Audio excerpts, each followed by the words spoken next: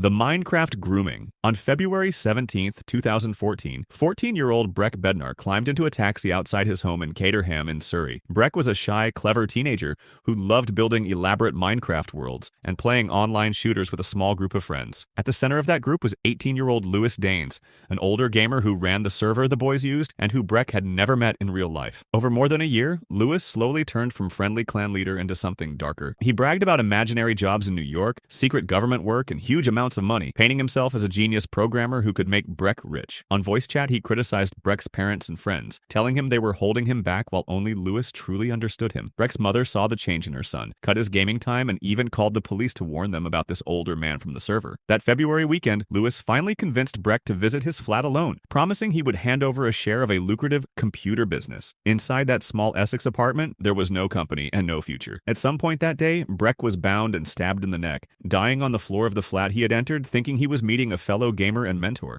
Later, as police pieced the crime together, they discovered that Lewis had even shared images of Breck's body with the same online group where their friendship had begun. A boy who only wanted to build virtual worlds had been killed by someone who used gaming to pull him away from the real one, the Wii Fit collapse. On March 4th, 2009, 25-year-old Tim Eves was jogging in place in his living room in Hopton-on-Sea on the English coast. Tim was a scout leader, a keen cyclist and drummer, by all accounts fit and healthy, and that evening he was simply working up a sweat on Nintendo's Wii Fit with his girlfriend nearby. While he bounced on the balance board, he was chatting on the phone with his mother, laughing about having ordered a kebab and sipping a glass of port between games. For Tim, the console was a way to turn exercise into something playful. To everyone watching, nothing about the scene looked dangerous. There was no high speed, no heavy weights, just a young man jogging in his own lounge in front of a television. Then, with almost no warning, Tim stopped mid-step, swayed, and suddenly crumpled to the carpet. His girlfriend and a friend dropped to their knees beside him, starting chest compressions while the Wii menu idled silently in the background. Paramedics rushed him to hospital, but doctors could not bring him back. The likely cause was a hidden heart rhythm disorder sometimes called sudden adult death syndrome, a condition that can strike without any obvious sign. The game did not kill Tim in the way headlines suggested, yet his story shows a different horror. One moment he was running happily through a bright cartoon landscape on screen, and the next, real life simply stopped.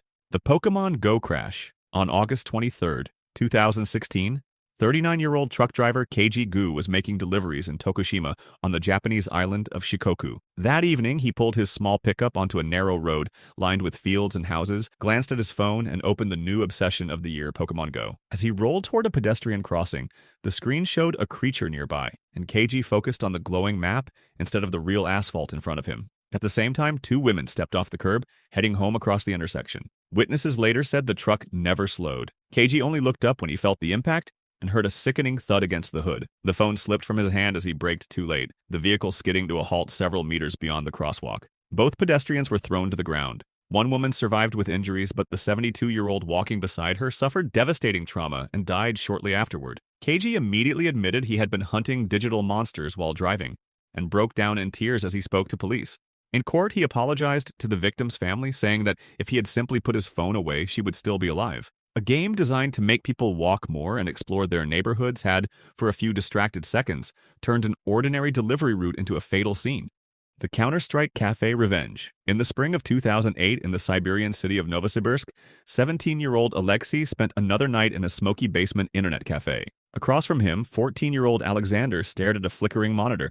Both boys locked into repeated rounds of Counter-Strike on battered PCs lined up in a row. They had been there for hours, trash-talking through headsets, their rivalry growing sharper with every match.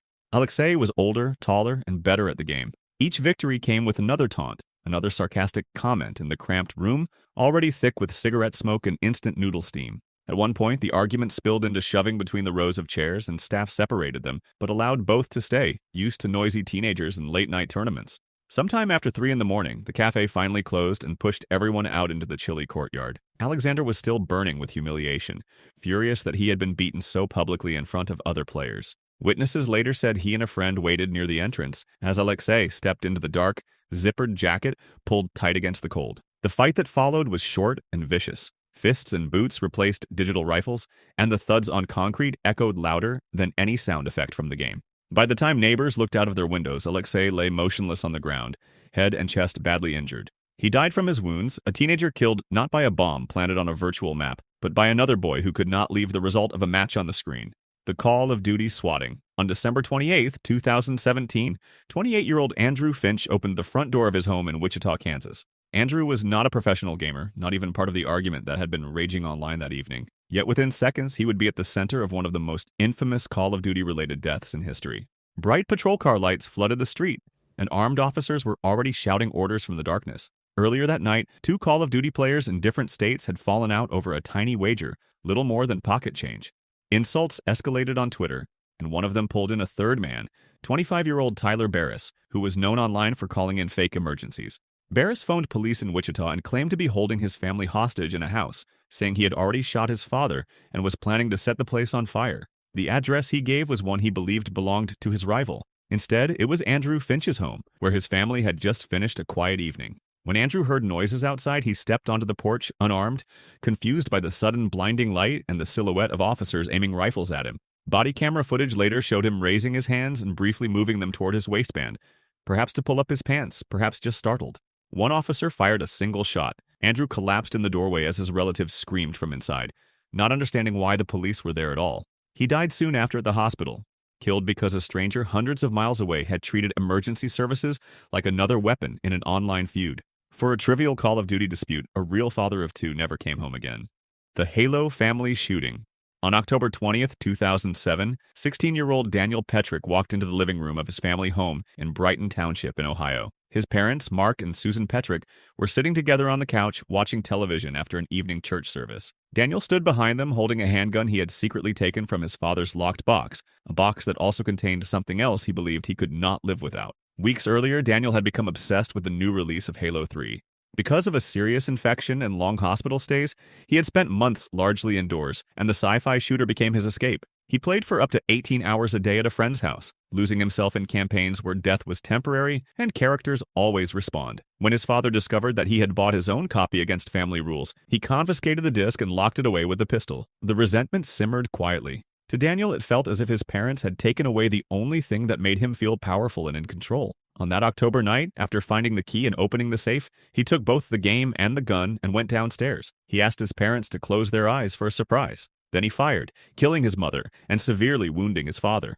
Daniel tried to stage the scene as a murder-suicide and fled in the family van with the Halo game on the passenger seat, but police stopped him within minutes.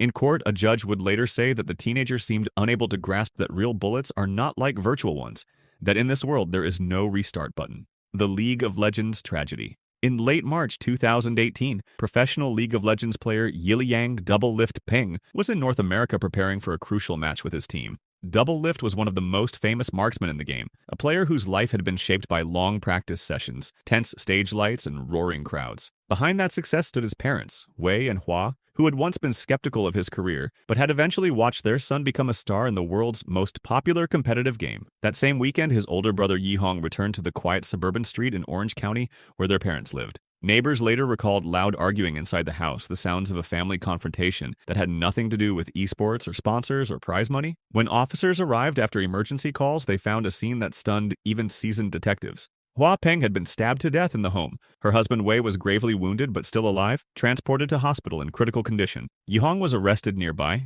accused of murdering his mother and attempting to kill his father, and later charged with murder and attempted murder. News of the attack reached Doublelift as he was with his team. Within hours, fans and fellow players flooded social media with messages of support, while broadcasts showed his empty chair on stage. For many viewers, it was the first time they realized that the heroes they cheer for in brightly lit arenas are still vulnerable to the same kinds of family tragedy as anyone else. In a community built around a fantasy battlefield, one of its biggest stars was suddenly forced to grieve a very real loss no game could ever rewind.